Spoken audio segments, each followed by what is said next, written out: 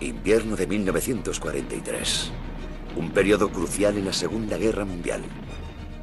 Dos de los más grandes generales de la historia se enfrentaron en la estepa rusa. Uno era Erich von Manstein, el estratega más brillante de Alemania. Hitler sentía un profundo respeto por Manstein porque, sin duda, era uno de los mariscales de campo más competentes que tenía, si no el más competente. Von Manstein era reconocido por todos los ejércitos de la Segunda Guerra Mundial como probablemente el comandante operativo más destacado. Frente a él estaba Georgi Zhukov, amo y señor del Ejército Rojo y brazo ejecutor de Stalin. Tenía muchísima sangre fría, tenía los nervios de acero y estaba preparado para ser implacable.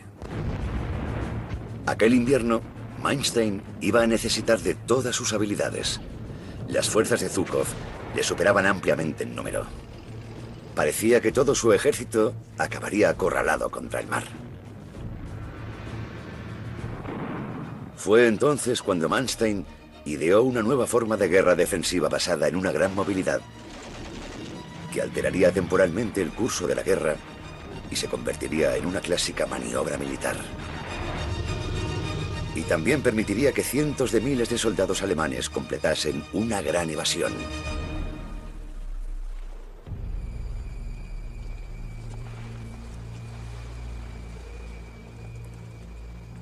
Febrero de 1943, en el Frente Oriental.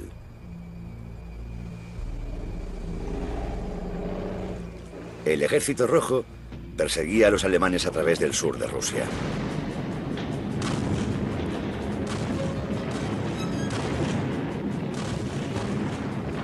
Había unos 300.000 soldados alemanes, pero estaban desplegados por la estepa rusa en un frente de cientos de kilómetros de longitud. Frente a ellos, más de 500.000 de soldados del Ejército Rojo. Existía la posibilidad real de que los alemanes cayesen y que todo el frente oriental de Hitler se viniese abajo. Pero no era únicamente cuestión de números. Los alemanes se enfrentaban a uno de los más grandes generales de la Segunda Guerra Mundial.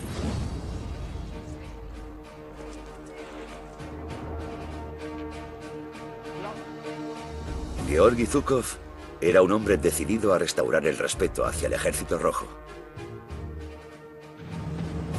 Durante buena parte de 1941 y 1942 habían sido aplastados por los Panzers alemanes. Una ciudad tras otra había sucumbido ante las fuerzas de Hitler. El ejército soviético había sido humillado. Pero en Moscú, las cosas habían cambiado. Zhukov se había plantado. Aquí, en otoño de 1941, había congregado a todas sus unidades para impedir la tentativa alemana de capturar la capital.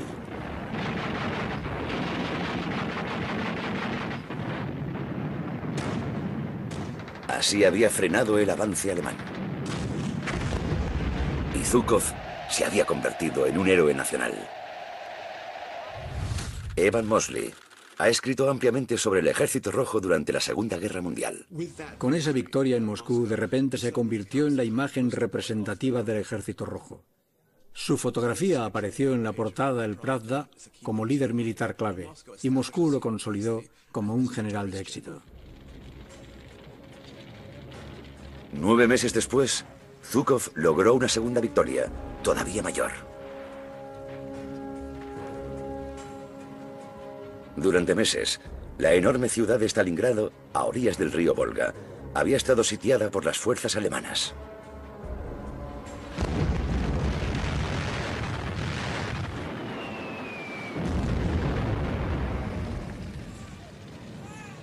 A decenas de miles de civiles soviéticos les esperaba una muerte brutal.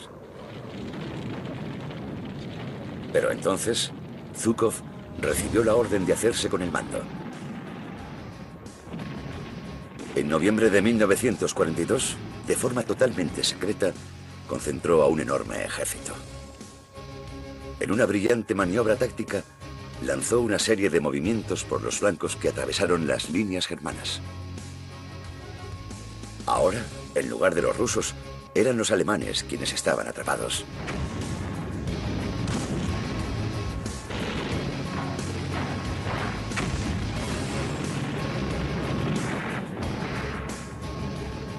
Aquella se convertiría en la mayor derrota de Alemania en la guerra hasta la fecha.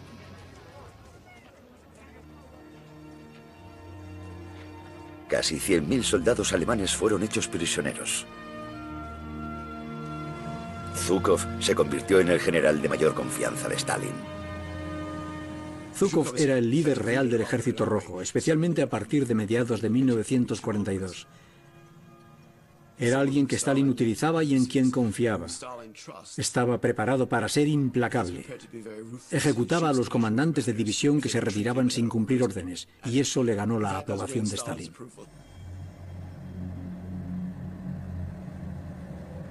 La victoria de Zhukov en Stalingrado frenó en seco el avance alemán a través del sur de Rusia. Marcó un punto de inflexión en la guerra en el frente oriental.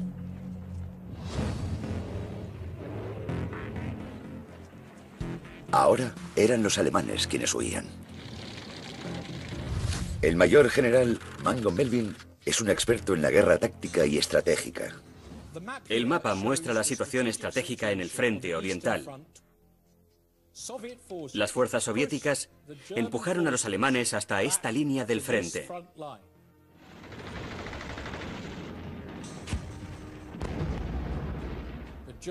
Los alemanes habían sufrido graves pérdidas en su regreso desde Stalingrado. En febrero de 1943, Zhukov continuó la ofensiva. Stalin ordenó una escalada de la ofensiva en la dirección general de Kharkov y Kiev, y en la cuenca del río Don, hasta el curso bajo del río Dnieper. Continuando mientras tanto la ofensiva desde el Cáucaso hasta cerrar definitivamente el cruce en Rostov sobre el río Don.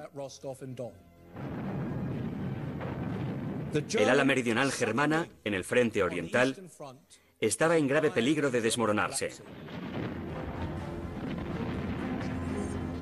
El plan de Zhukov era expulsar a los alemanes de las ciudades de Kharkov, Belgorod y Rostov, atraparlos contra el Mar Negro y una vez allí, aniquilarlos.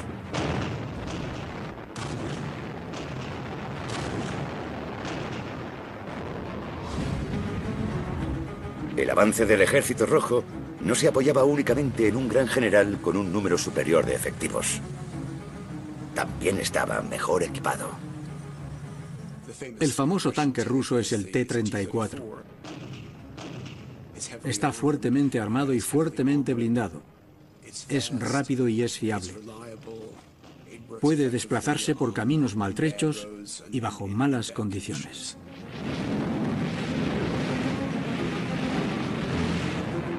Los rusos también contaban con el terrible lanzacohetes múltiple Katyusha.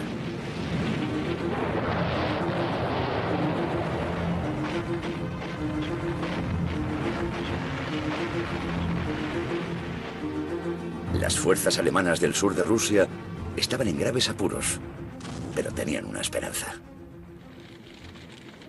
Zhukov no era el único gran general sobre el campo de batalla.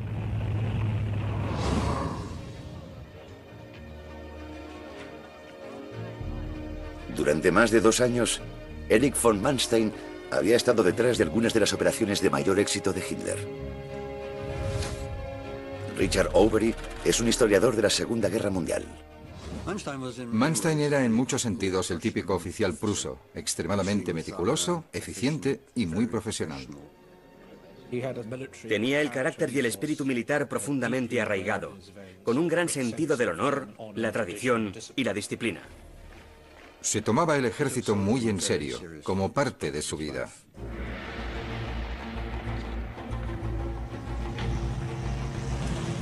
En otoño de 1940, Manstein había planeado y dirigido la invasión de Hitler de Europa Occidental.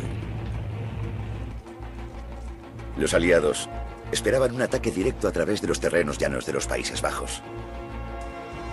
Pero Manstein los había cogido a contrapié.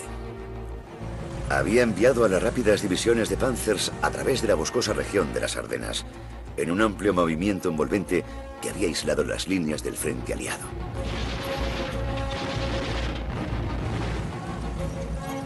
Era lo último que se esperaban los aliados.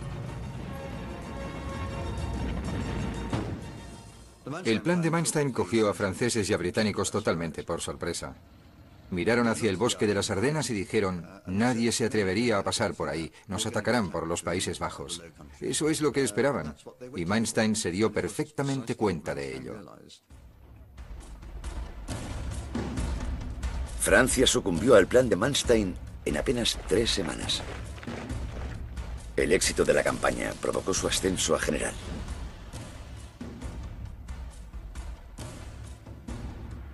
Diez meses más tarde, ya era un comandante destacado en el Blitzkrieg, o ataque relámpago alemán que arrasó la Unión Soviética en verano de 1941.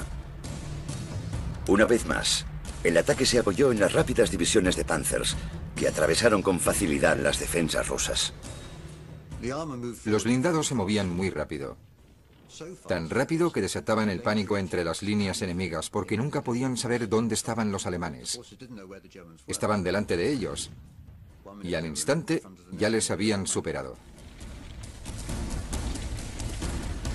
En pocos meses, Manstein había avanzado hasta el Mar Negro. Ahora, en febrero de 1943, se enfrentaba al contraataque ruso.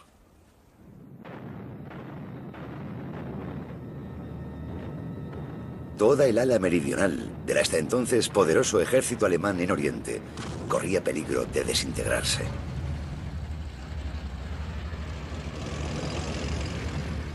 Los alemanes nunca se habían jugado tanto. Si Manstein perdía, cientos de miles de soldados alemanes podrían quedar atrapados y morir. Fue entonces cuando ideó una nueva forma de guerra defensiva extraordinariamente eficaz,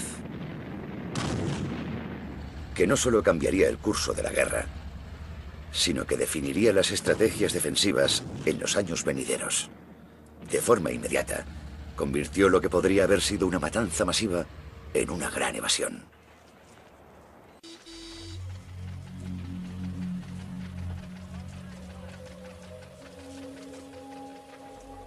...6 de febrero de 1943.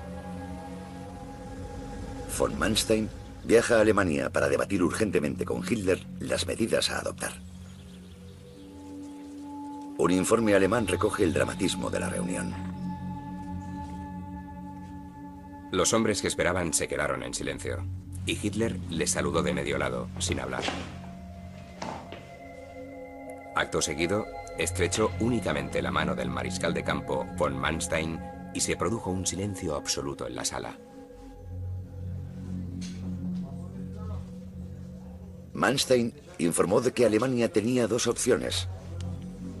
El comandante supremo debía enviar tropas adicionales o permitir que sus unidades se replegasen a posiciones más fácilmente defendibles.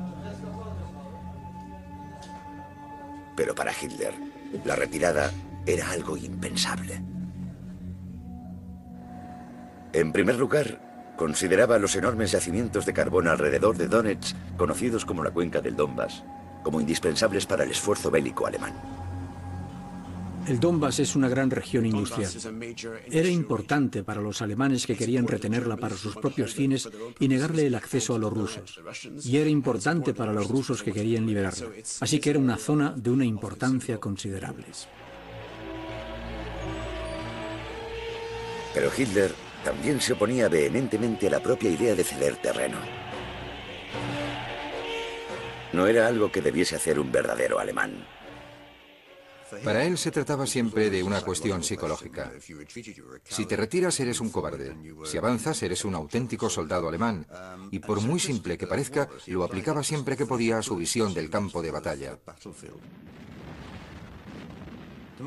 Para Manstein, obviamente, no tenía ningún sentido. Lo que determinaba el éxito en el campo de batalla era la posición de las tropas, el suministro de armas y nuevos equipos. Y por supuesto, y sobre todo, estar dispuesto a replegarse si era necesario, aunque solo fuese para preparar mejor un ataque.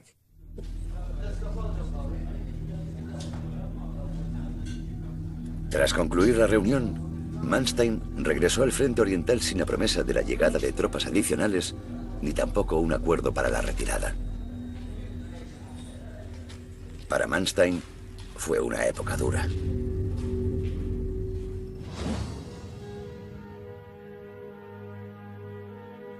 En 1943, Manstein tenía 56 años. Llevaba casi 2 años pasando dificultades en el frente.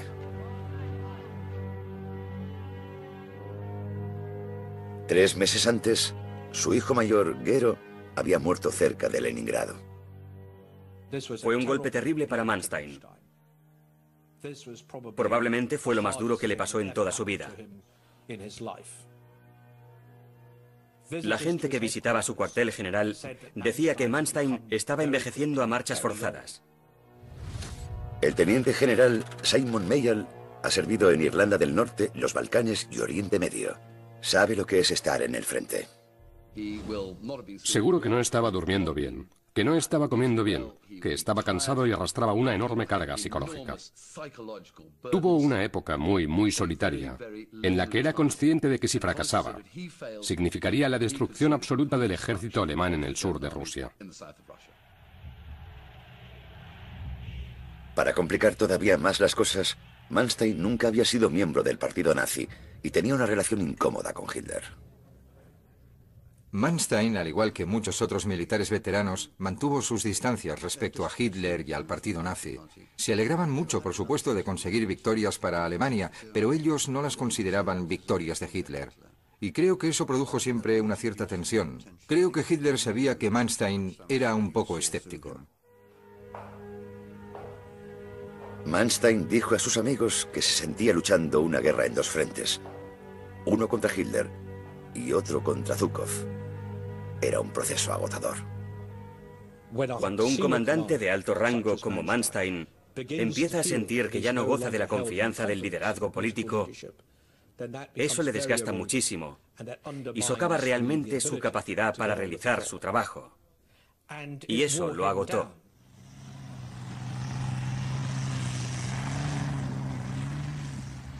De vuelta en el campo de batalla, Manstein dijo al jefe del Estado Mayor de Hitler: Informe al Führer una vez más de que necesito libertad de maniobra para poder ejercer el mando.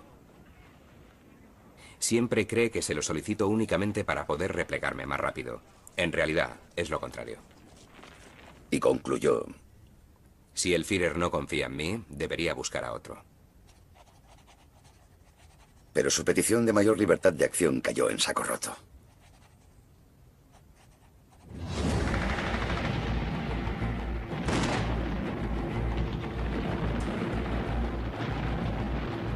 El 9 de febrero de 1943. La ofensiva de Zhukov estaba en su punto álgido. Las fuerzas rusas reconquistaron la ciudad de Belgorod.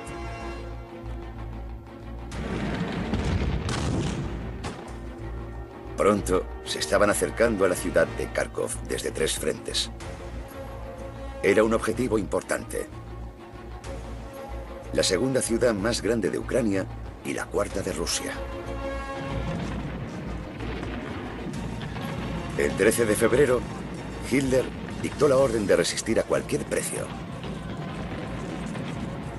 Miles de soldados alemanes intentaron defender la ciudad.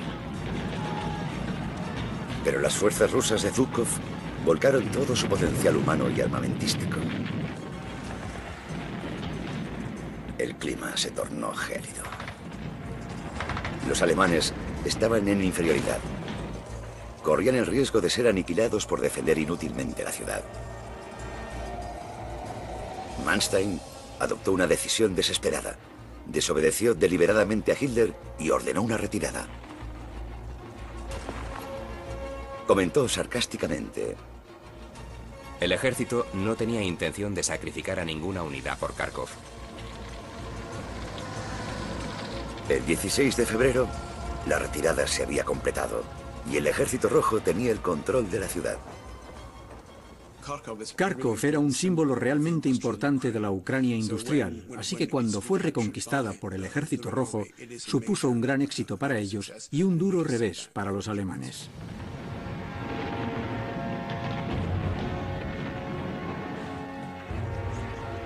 Los soldados de Zhukov ya casi podían oler la victoria. Uno de ellos escribió en su diario: estamos cruzando territorio liberado. Zonas que llevaban ocupadas por los alemanes durante más de 2 años. Sus habitantes salen a recibirnos con alegría y nos regalan manzanas, peras, tomates, pepinos, etc. A mediados de febrero, la vanguardia del ejército ruso había avanzado más de 300 kilómetros en el territorio controlado por los alemanes.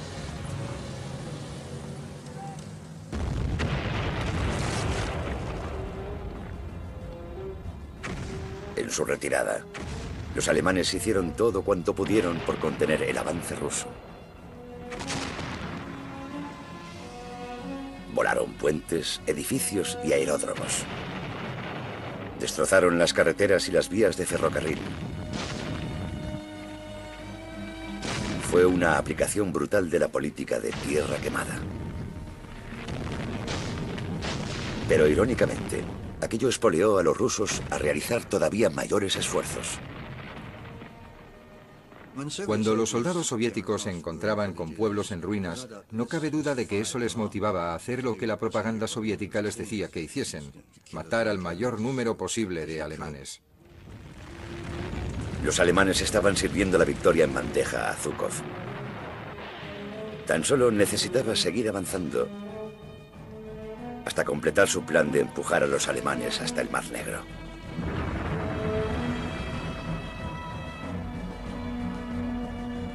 Von Manstein iba a necesitar de toda su brillantez para salvar la situación.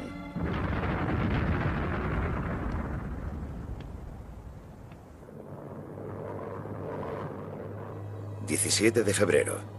Hitler vuela hasta el cuartel general de von Manstein, en el Dnieper, para otra reunión de emergencia. Un testigo presencial de la llegada de Hitler con su perro Blondie relató lo siguiente: descubrí, estremecido, que Hitler tenía muy mal aliento. Cuando cogí su abrigo, aquel bicho alsaciano se puso hecho una furia. Colgué el abrigo del perchero y podría jurar que en los bolsillos llevaba 2 pistolas.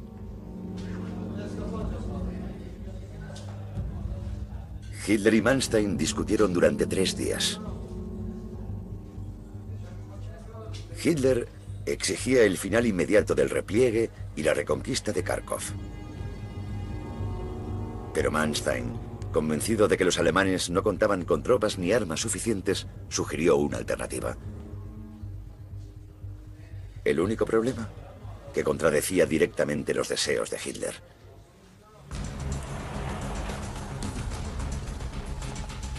El plan de Manstein consistía en una rápida y poderosa transición del repliegue al ataque. Se conoce como la defensa elástica o móvil. Si te retiras estratégicamente, puedes concentrar tus fuerzas, asegurarte de que cuentas con los suministros necesarios y no comprometerte en exceso.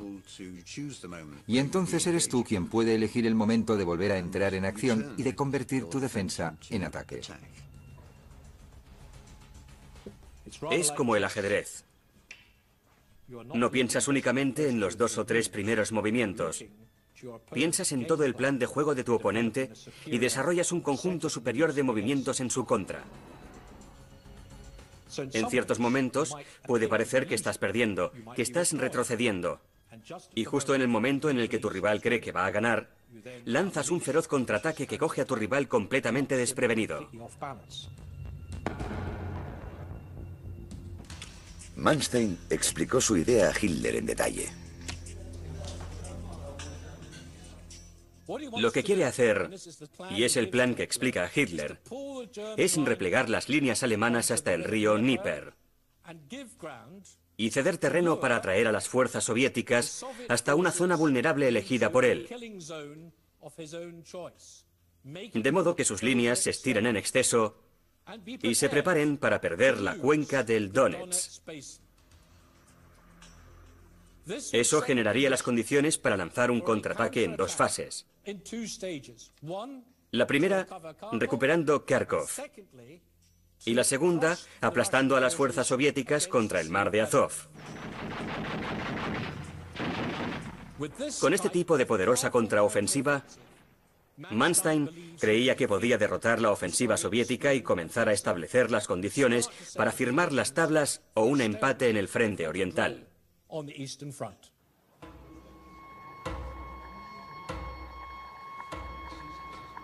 Pero Hitler odiaba toda la idea.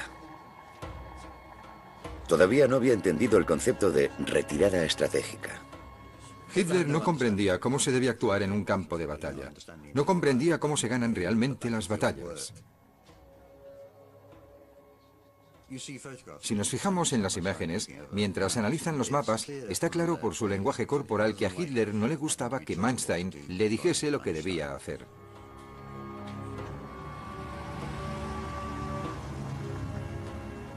Tres días después, Hitler regresaba a Alemania sin dejar claro si aceptaba la táctica de Manstein o no.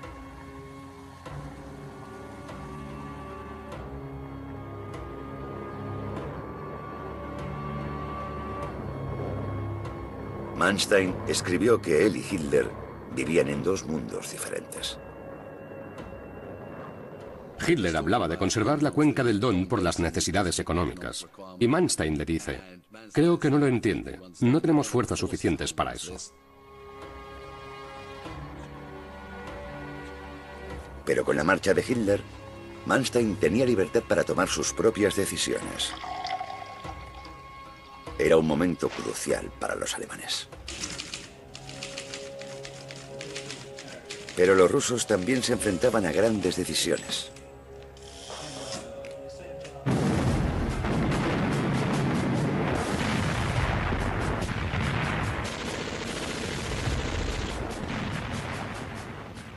A medida que el Ejército Rojo se acercaba al río Dnieper, sus líneas de suministro comenzaron a agotarse. La ayuda aliada, en forma de tiendas, mantas, alimentos y radios, seguía llegando.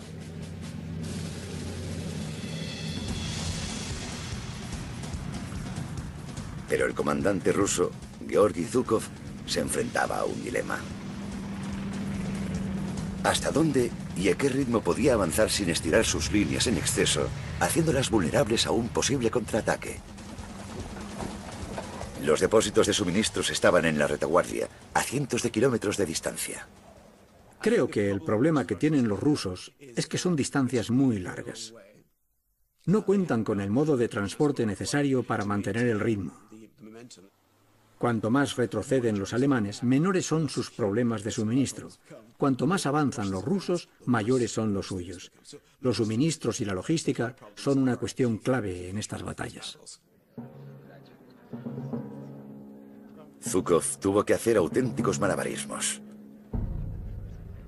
Stalin quería que avanzase y aplastase a los alemanes. Pero Zhukov sabía que sus líneas de suministro habían llegado al límite. Finalmente, decidió seguir adelante con el ataque. Al hacerlo, se consoló pensando que estaba persiguiendo a un ejército derrotado y en retirada. El riesgo del avance ruso dependía de hasta qué punto se estirasen sus líneas de suministro. Cuanto más acelerasen el ritmo en un intento por ganar la batalla, más debilitarían sus propias fuerzas.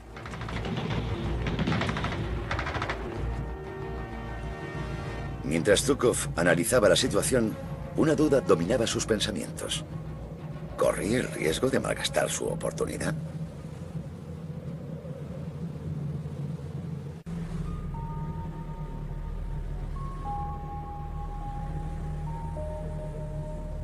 El 19 de febrero, Manstein preparó su trampa.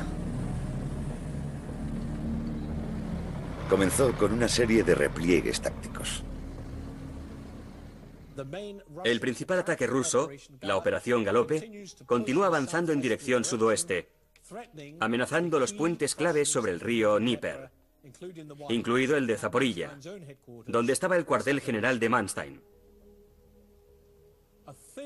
Una delgada línea de fuerzas alemanas es insuficiente para contener dicha ofensiva.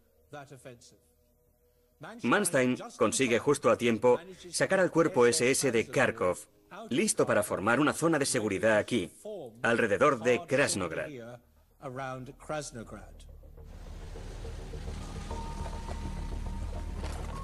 Esa era la primera fase de la trampa de Manstein. Concentraría parte de sus fuerzas en el flanco norte de Zhukov.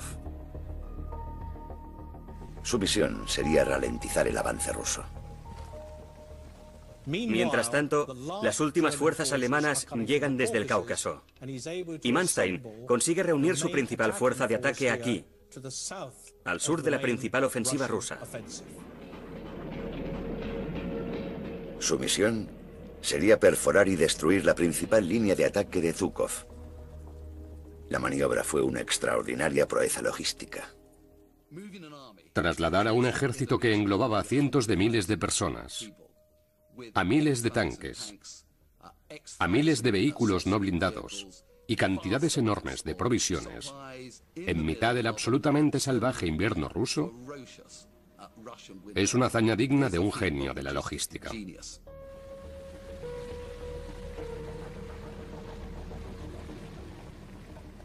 En la profundidad de aquellas noches frías y oscuras, Manstein tuvo que sentirse abrumado, junto a sus oficiales, por la complejidad y por la magnitud del posible desastre al que se enfrentaba.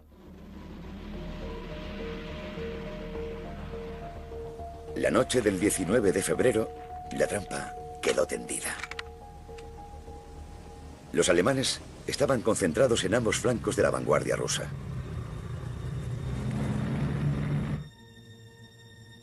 Tanto Zhukov como Manstein se estaban embarcando en una de las apuestas más grandes de sus vidas. Aquel que ganase dominaría la guerra en el frente oriental durante el futuro inmediato.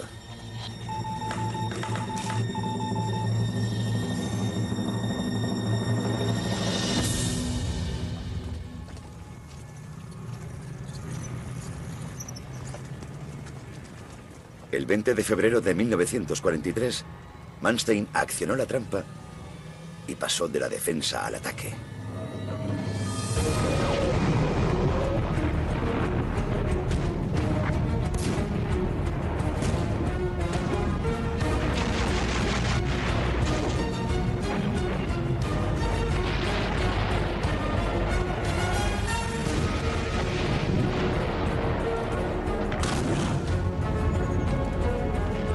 Tras semanas defendiéndose, el cambio fue bien acogido por sus hombres. La primera fuerza se desplazó desde Krasnograd para atacar el flanco norte de los rusos. Eso implica un ataque menor en esta dirección, para ralentizar la principal ofensiva soviética, mientras que la mayor parte de su ejército ataca en dirección norte, para derrotar a estas fuerzas soviéticas.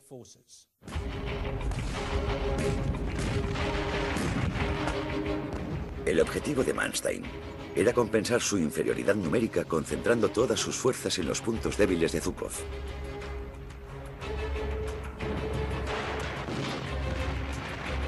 Sabía que las divisiones de élite del Ejército Rojo ocupaban la vanguardia del frente.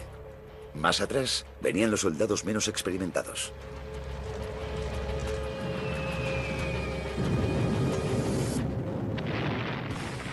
El combate fue rápido y virulento. Zhukov tenía la reputación de no haber perdido nunca una batalla. Fue una batalla dura porque por entonces el Ejército Rojo tenía la moral por las nubes. Pero el ataque cogió a los rusos por sorpresa. Con sus unidades más experimentadas en la primera línea de frente, no tenían cómo responder. Es difícil para los rusos. Deben cambiar su idea preconcebida sobre si el ejército alemán está acabado o no. Y la respuesta parece ser que no, que los alemanes son más resistentes de lo que ellos se esperaban. Los alemanes también contaban con el nuevo tanque Tiger.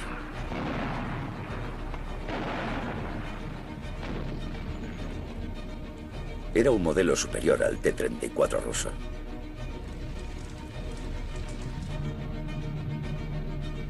Los bombarderos alemanes provocaron terribles daños en las líneas rusas.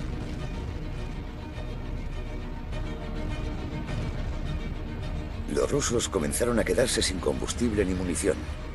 Sus tanques, en concreto, necesitaban reparaciones urgentes, pero sus unidades de reparación estaban a kilómetros de distancia de las líneas del frente, demasiado lejos para poder resultar de alguna utilidad.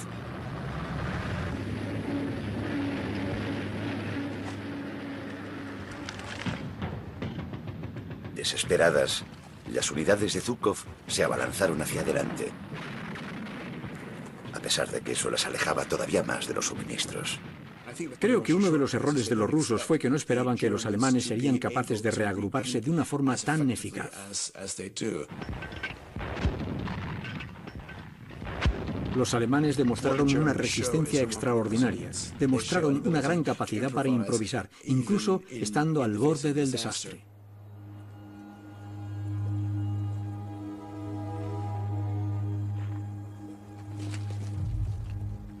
La noche del 4 de marzo, los agotados cuerpos del ejército ruso se desintegraron. Los alemanes acorralaron e hicieron prisioneras a unidades enteras. Zhukov había sido derrotado. Las pérdidas soviéticas en el frente meridional fueron considerables tras la contraofensiva de Manstein. Fue un auténtico golpe para el ejército rojo. Los alemanes afirmarían posteriormente haber contado 23.000 soldados rusos muertos en el campo de batalla y haber capturado a decenas de miles de prisioneros rusos. La contienda había dado un asombroso vuelco. Pero Manstein no había terminado todavía.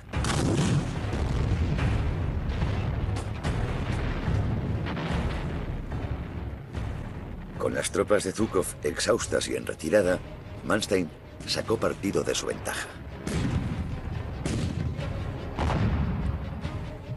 Sus fuerzas regresaron a Kharkov.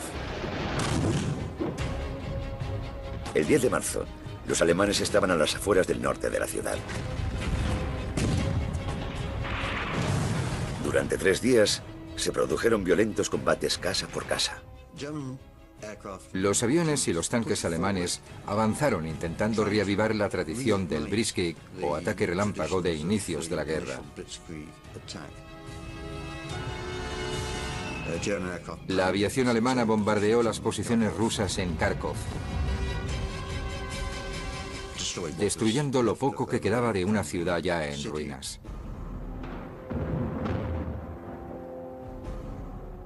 3 días después, los rusos se retiraron. Kharkov fue capturada y de nuevo un número importante de soldados soviéticos cayó en manos alemanas. Los alemanes siguieron avanzando muy rápido y la ofensiva soviética se desmoronó.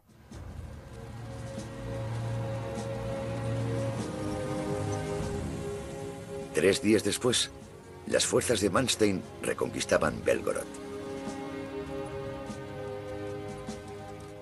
Pero cuando llegan a Belgorod, el ejército alemán ya ha perdido el impulso.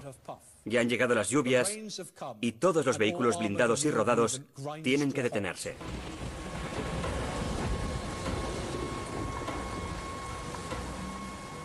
Con el deshielo de la primavera, los movimientos militares se volvieron imposibles. Los dos bandos se quedaron en punto muerto. Pero había sido una impresionante victoria para Manstein. Un hombre conocido por su dominio del ataque relámpago había creado una nueva forma de defensa con gran movilidad.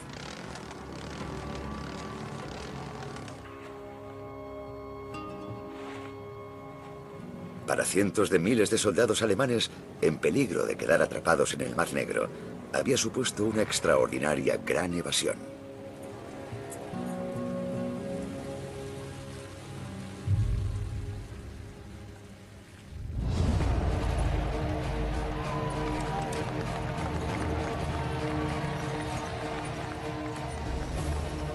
Durante el verano de 1943, a medida que el Ejército Rojo crecía en efectivos y en organización, las fuerzas de Hitler volvieron a verse contra las cuerdas en numerosas ocasiones.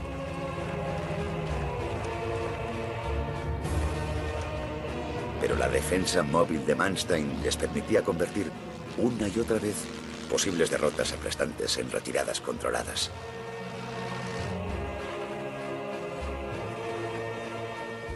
En todas ellas, Manstein compensaba su inferioridad de efectivos con velocidad y agilidad.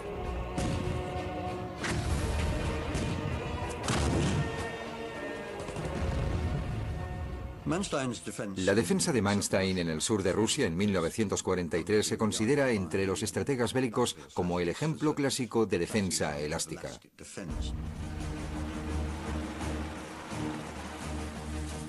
6 meses más tarde, la estrategia defensiva de Manstein permitiría a más de 500.000 de soldados alemanes replegarse y cruzar a salvo el río Dnieper.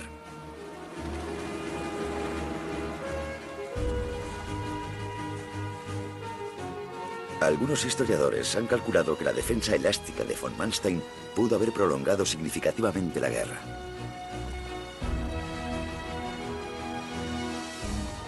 La capacidad de Manstein para dirigir una enorme batalla de maniobras y contramaniobras retrasó el final de la guerra, según mis cálculos, como mínimo entre 3 y 6 meses, tal vez un año.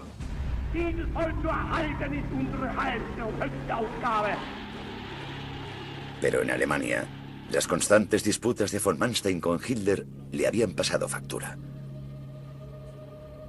Su disposición a ceder territorio contradecía todos los instintos de Hitler. Seguía habiendo una relación incómoda entre él y Hitler. Creo que Hitler siempre se dio cuenta de que Manstein entendía y podía gestionar el campo de batalla de una forma mucho más eficaz que él.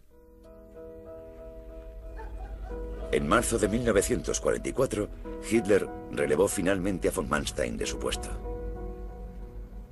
La táctica de Hitler cuando quería deshacerse de un general era sugerir que ese general estaba enfermo o que le vendría bien algún tipo de descanso.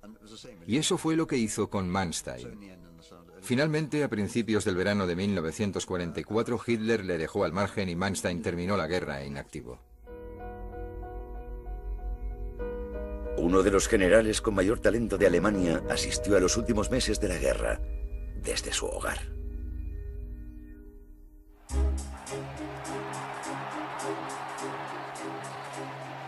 El 7 de mayo de 1945. Los nazis se rinden. Nuremberg, Germany, once the holy city of Nazism, becomes the setting of an epic event. Here, under the vigilant eyes of Allied military police, the 20 most important surviving members of the Hitler Gang go on trial. Uno de los hombres que se enfrentaba al juicio era Erich von Manstein. Pero inesperadamente contaba con partidarios en el bando aliado que veían en él a un soldado profesional y no a un nazi. Sorprendentemente, le defiende un miembro laborista del Parlamento, George Payet, que se manifiesta firmemente en su favor. Muchos de los subordinados de Manstein también declaran a favor de su defensa. Y hasta Winston Churchill contribuye a un fondo para financiar la defensa de Manstein. Manstein es juzgado por 17 cargos, queda absuelto de 8 de ellos y es condenado por los 9 restantes. Manstein fue condenado a 18 años de prisión, que posteriormente se reducirían a 12.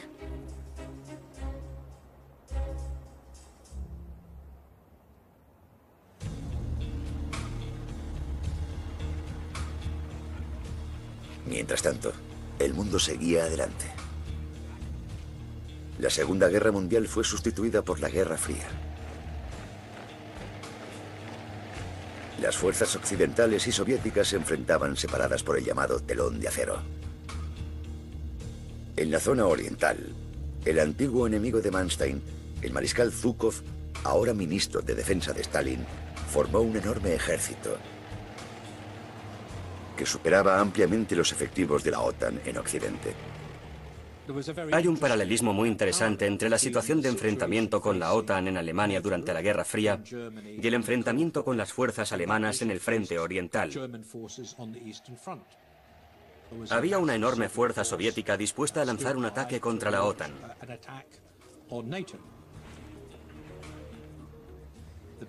Y la mejor forma de afrontar ese ataque era desarrollar alguna forma de defensa móvil. Fue entonces cuando los líderes occidentales recurrieron al experto obvio, Erich von Manstein. Tras cumplir solo 4 de los 12 años de su condena, quedó en libertad. Manstein, el genio que había estado detrás de la invasión de Europa Occidental en nombre del fascismo, se convirtió en un defensor de la democracia occidental. Dado que había sido capaz de distanciarse de los aspectos más desagradables del Tercer Reich, y dado que estaba claro que había desempeñado un papel importante en los éxitos operativos de las Fuerzas Armadas alemanas, Occidente estaba muy interesado en lo que podía ofrecer.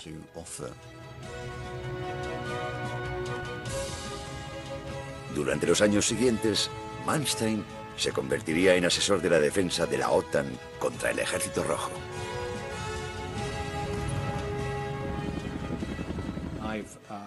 He descubierto numerosas pruebas de simulacros de guerra y otros materiales que demuestran que la OTAN había examinado cuidadosamente lo que había hecho Manstein, especialmente en el contraataque de Kharkov en 1943, como un modelo para ese tipo de contraofensivas.